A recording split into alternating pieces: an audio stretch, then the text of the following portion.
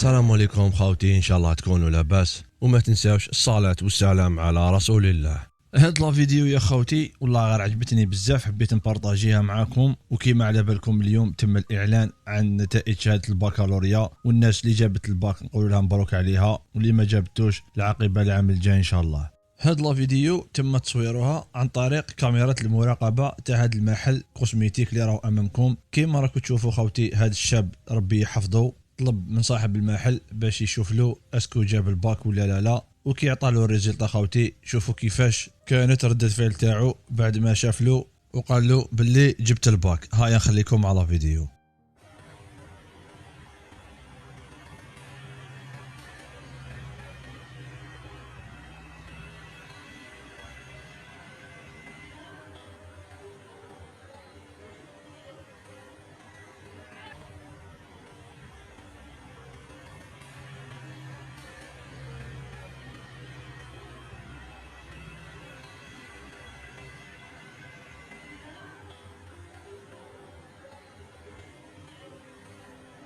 كيما شفتوا خوتي، انا هذه بالنسبه لي راهي اجمل فرحه تاع شهاده البكالوريا. والحاجه اللي نفتت انتباهي خوتي، يعني الانسان هذا يبان باللي ما عندوش تليفون. سبحان الله، باسكو كاين عباد شفناهم يشرطوا لوالديهم يقولوا انا جيب لي تليفون، ولا تقول له شري لي تليفون باش نقرا. وكيما شفتوا خونا هذا باين باللي ما عندوش تليفون. والله غير الله يبارك، ونقول لك من هذا الفيديو مبروك عليك خويا العزيز، ويعقوبه لما خير ان شاء الله. وعلى بالي دوك كاين ناس بزاف يحبوا يلحقوا الانسان هذا، والله غير يستاهل خوتي، وربي يحفظه وربي يعطيه ويهنيه. هكذا خوتي، اذا عجبكم هذا الفيديو ما تنسوش تخلوا لنا جام وارائكم في التعليقات، ونتلاقاو في فيديو جديد ان شاء الله. اتهلاو في روحتكم، لا يفارقنا بلادنا، والسلام عليكم ورحمه الله وبركاته.